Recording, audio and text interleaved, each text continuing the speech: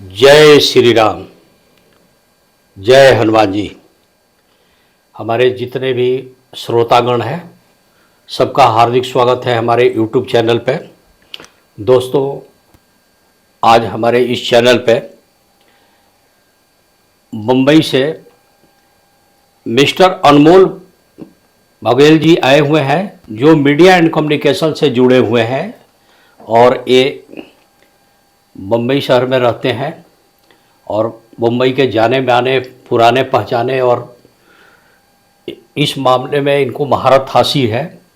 इनकी बहुत इच्छा थी कि हमारे से कुछ सवाल जवाब करें और वो यूट्यूब चैनल पे इनके कुछ सवाल थे, तो इन्होंने कई बार मेरे से संपर्क किया और हमारी भी इच्छा थी कि मीडिया एंड कम्युनिकेशन के लोग हमारे चैनल पर आए, तो आज वो सौभाग्य प्राप्त हुआ है। तो सबसे पहले तो मैं इनका स्वागत करूंगा अनमोल जी कि आप मेरे चैनल पर आए। आपका हार्दिक अभिनंदन है हमारे चैनल पे। अब मैं आपसे रिक्वेस्ट करूंगा कि आपके जो भी सवाल है जो आपके वहाँ के लोगों ने आपसे कहा है पूछने के लिए या जो भी आप सोच के आए हैं, आप कृपया अपने सवाल पूछें। तो गुरुजी, जैसा कि आप जानते ही हैं कि आज का दौर बहुत सारी मुसीबतों से भरा हुआ है जी। और जैसा कि हम सब जानते हैं कि कितनी सारी रोज़ी रोटी की समस्याएं, रोज़गार की समस्याएं, व्यवसाय की समस्याएं हम सब यहाँ पर देख रहे हैं। तो आज मेरा सबसे पहला सवाल आपसे यही होगा कि इन सारी समस्याओं को, इन सारी मुसीबतों को ध्यान में रखते हुए कौन सी ऐसी देवी या देवता है जिनकी हमें साधना आराधना करनी चाहिए और ताकि हमें बेहद सुख और लाभ प्राप्त हो। देखिए, जहाँ तक रोजी रोजगार की से संबंधित देवी देवता का संबंध है तो हर आदमी के जन्म कुंडली में अलग अलग योग होते हैं। किसी का लग्नेश कुछ है, किसी का लग्नेश कुछ है, किसी का राशि कुछ है, किसी का राशि कुछ है। सबके स्वामी अलग अलग है। लेकिन जहाँ तक पार्टिकुलर एक रोजी रोजगार का मामला है तो शास्त्रों में जो पहले से हम लोग वर्णित है, जो लोग करते आ रहे हैं कि बिंद विनाशक गणेश जी सर्वप्रथम के देवता हैं और रोजी रोजगार के लिए उनको माना जाता है और शनि महाराज को माना जाता है। लेकिन चूंकि ये कलयुग है और कलयुग के क्षेत्रपाल, द्वारपाल, कलयुग के प्रहरी, कलयुग के रक्षक और कलयुग के सर्वे सर्वा, ऑल इन ऑल अगर कोई देवता है तो वो तो हनुमान जी हैं। बिना हनुमान जी के आप कुछ भी नहीं कर सकते। कलयुग में कुछ भी है, तभी तो कहा गया सब सुख लहे तुम्हारी सरना, तुम रक्षक काहू को डरना, एक शब्द आती है। तो हनुमान जी की ही आराधना इसमें सबसे ज़्यादा कामयाबी की तरफ ले जाएगा रोजी रोजगार के लिए, चाहे वो बिजनेसमैन हो, नौकरी पेशा वाला आदमी हो या अपना प्राइवेट कोई जॉब कर रहा हो, चाहे वो कुछ भी हो। जी, और बताइए। तो ये जो आपने चीज़ें बताई हैं, ये कितने समय तक हमें करने चाहिए? ये छोटे छोटे जो उपाय हैं, चीज़ें हैं, ये कितने समय तक लोगों को करने चाहिए? देखिए, एक छोटी सी बात है कि जिस काम को लेके हम चले हैं जब तक वो पूरा ना हो तब तक तो करना ही चाहिए। नॉर्मली कम से कम 45 डेज यानी 45 दिन या 3 महीने तक कोई भी उपाय को लगातार करना चाहिए। सपोज शनि के ढैया है तो आप भी समझते हो कि 2.5 साल तक तो रगड़ेगा ही, तो उस उपाय को करोगे तो 2.5 साल तक तो चलेगा ही। तो इस तरह से पर्टिकुलर उस समय तक जरूर करना चाहिए। जब भी किसी एस्ट्रोलॉजर को अपनी कुंडली दिखाए तो अगर समय है तो आप पूछ लीजिए कि गुरु जी इसको कब तक लेके चलना है, या जब तक आपको लाभ न मिले तब तक उसको कंटिन्यू लेकर चलिए। ठीक है। तो एक और चीज़ है कि आजकल बहुत सारे लोग अपने व्यवसाय में, अपने काम में इतने बिजी रहते हैं, उनको समय नहीं मिल पाता है ये सब उपाय करने का। तो कुछ ऐसी छोटी छोटी चीज़ें हैं, कुछ ऐसे नुस्खे हैं जो आप उनके साथ शेयर करना चाहेंगे? देखिए, अगर आपने मेरा चैनल देखा होगा तो आपने देखा होगा कि मैं जनता के हित में और ये मानते हुए कि कुछ लोग ऐसे हैं जो एस्ट्रोलॉजर के पास जा नहीं सकते या उनके पास टाइम नहीं है, जो भी सर्कमस्टांस है, जो भी कारण हो, तो कम समय में वो छोटे छोटे टिप्स को अपना के, तो मैं टिप्स ज़्यादा देता हूँ और हमेशा ही टिप्स बताते ही रहता हूँ कि भाई ये काम आप करिए, तो आप देखेंगे तो उसमें मिलेगा आपको। जी, और बताइए। तो जब भी बात होती है हनुमान जी की तो हनुमान चालीसा का नाम ज़रूर आता है इसमें। तो क्या हनुमान चालीसा का पाठ लाभदायक है इस समस्या के लिए, और अगर लाभदायक है तो किस रूप से हमें उनका पाठ करना चाहिए? देखिए, हनुमान चालीसा तो हर केस में और हर हालत में लाभदायक है। साहस तो बढ़ती ही है, जीने की हिम्मत हो, और जब साहस आ जाए तो आदमी जो है अपने एम को, गोल को प्राप्त कर लेता है। इसमें सबसे ज़्यादा फायदा होता है सुंदरकांड के पाठ से। रोजी रोजगार का जहाँ तक मामला है तो उसमें ज़्यादा लाभ मिलता है सुंदरकांड को सुनने से या पढ़ने से। पढ़ना ज़्यादा अच्छा है। जिनको बिल्कुल टाइम नहीं है वो आजकल वीडियो का ज़माना है, वीडियो लगा लेते हैं शॉर्ट टाइम का और वो सुंदरकांड का पाठ करते हैं।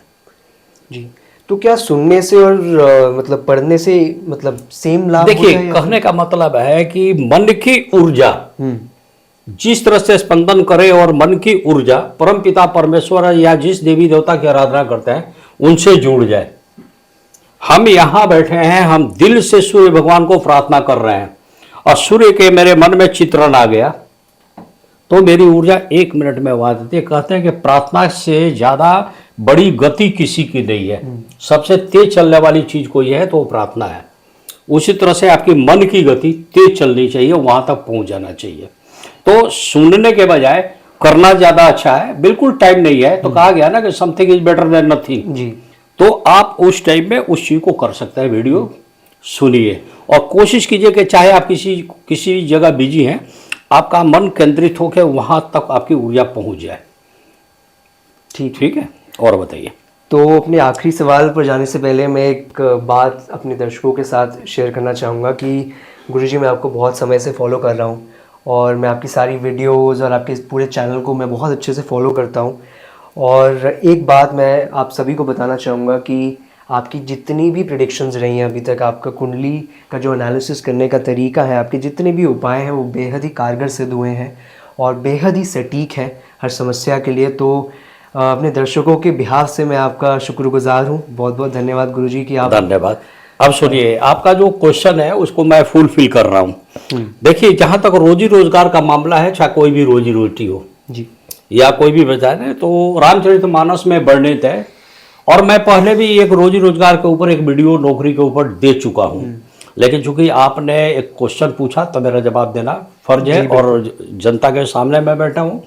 तो एक मंत्र है रामचरितमानस का, विश्व भरण पोषण कर जोई ता कर नाम भरत सोई। इस मंत्र का अगर बार बार जाप अगर पूरे ढंग से किया जाए तो रोजी रोजगार के अवसर प्राप्त होते हैं। सुंदरकांड सुनने से भी रोजी रोजगार के अवसर प्राप्त होते हैं। चाहे शनि बाधक हो तो वहां भी शांति मिल जाती है। हनुमान चालीसा पढ़ने से भी आपकी मन की ऊर्जा लगती है और आपके काम बनने शुरू हो जाते हैं। गणेश जी को दुर्वा बोलते हैं घास को। बिंद विनाशक गणेश जी हैं। सर्वप्रथम के देवता भी गणेश जी हैं और रोजी रोजगार व्यवसाय के देवता भी वो भी हैं, उधर शनि देवता भी हैं जी। तो गणेश जी को दुर्वा अगर 11 चढ़ाई जाए विधि विधान के साथ, अगर टाइम है तो 108 चढ़ाइए, तो क्या देखेंगे कि आपके रोजी रोजगार के अवसर प्राप्त होते हैं। इसके अलावा आप पीपल के पेड़ की सेवा करें, माने पीपल के पेड़ के पास जाए, वहां सेवा करें, 7 बार परिक्रमा करें, दिया जलाएं। और शनि अगर बाधक है तो शनि के छाया दान करें, तेल तिल लोहा उड़द या अपना चेहरा देख के छाया दान कर दें। और वहां खड़ा होकर अगर हनुमान चालीसा पढ़ते हैं या सुंदरकांड पढ़ते हैं या ये मंत्र जो विश्व भरण पोषण कर जोई ता करना मरत सोई, तो ज्यादा कामयाबी मिलती है। और बताइए। मेरा आज का आखिरी सवाल ये होगा कि बहुत से ऐसे लोग हैं जो बहुत ज़्यादा परेशान हो जाते हैं। जैसे ही उनके पास समस्या आती है वो बहुत ज़्यादा इधर उधर भागने लगते हैं और जल्दबाजी में कोई ऐसा रत्न पहन लेते हैं, कोई ऐसा धागा पहन लेते हैं जो उन्हें नहीं पहनना चाहिए। तो आप कोई सलाह देते हैं कि कोई रत्न या धागा पहनना चाहिए? देखिए, हर आदमी का लग्नेश अलग अलग है जी, उसके भाग्य के मालिक अलग अलग हैं, भाग्य के मालिक अलग अलग है, उसके सुख के कारक ग्रह अलग अलग हैं। और फिर महादशा, अंतरदशा, प्रत्यंतर दशा, सूक्ष्म दशाएं, योगिनी दशाएं सब जोड़ी जाती है। देश काल पात्र के अनुसार कोई भी डिसीजन एस्ट्रोलॉजर लेते हैं। आज मान लीजिए कि दशा उसकी फेवर में नहीं है तो हम उसका कोई भी रत्न नहीं पहनाते हैं। देखिए, मैं छोटा सा आपको रत्न के ऊपर बात है ये तो बता रहे हैं। आदमी को कभी भी अपने रोग का, शत्रु का, मृत्यु का, व्यय का, घाटा नुकसान, एक्सीडेंट के मालिक के रत्न नहीं पहनना चाहिए, उसको बढ़ावा नहीं देना चाहिए। किसी भी आदमी को अपनी जिंदगी के भाग्य को, सुख को, लाभ को, नेम एंड फेम के मालिक को बढ़ावा दिया जाता है। अब कब दिया जाता है? वो उसकी कुंडली से देखा जाता है। शनि की ढैया चल रही है तो हो सकता है काले घोड़े के नाल की अंगूठी ही हम पहना दें, या हम सजेस्ट कर दें, या जरूरत पड़ेगा तो हम मना कर देंगे कोई भी अंगूठी न पहनो। वैसे नॉर्मली हम अंगूठी वगैरह कम पहनाते हैं। हम नहीं चाहते हैं कि हमारे किसी भी जातक का 2 पैसा ज़्यादा खर्च हो। बड़े उसी के द्वारा छोटे छोटे टिप्स बता के ही मैं उपाय करना चाहता हूँ। कई समस्याओं का तो देखिए मैं उपाय बता दूँ। आप हनुमान जी को मंगलवार को और शनिवार को पान का बीड़ा चढ़ाइए और अपनी मन की बातें बोलिए हनुमान जी को, उनकी कृपा बरसेगी। और कोई क्वेश्चन है तो बताइए। बहुत बहुत शुक्रिया गुरुजी, ये था मेरे सवालों का अंत। और मैं अपने व्यूअर्स को, जितने भी हमारे दर्शक हैं, उनको भी मैं थैंक यू कहना चाहूँगा हमसे जुड़ने के लिए। और अंत में मैं बस एक ही चीज़ बोलूँगा कि डॉक्टर रजनीकांत श्रीवास्तव जी का यूट्यूब चैनल ज़रूर सब्सक्राइब कर लीजिए, लाइक और कमेंट ज़रूर कीजिएगा, क्योंकि जो गुरुजी आप उपाय बताते हैं, चीज़ें बताते हैं, वो कोई नहीं बताता है। और ज़रूर आपकी हर चीज़ एकदम सटीक रहती है और कारगर सिद्ध होती है। राम राम। बहुत बहुत धन्यवाद। और सबसे ज़्यादा धन्यवाद आप लोगों का। हमारा आशीर्वाद है कि हनुमान जी की कृपा आप पे बरसे, प्रभु श्री राम की कृपा आपके ऊपर हो। जय श्री राम, जय हनुमान जी।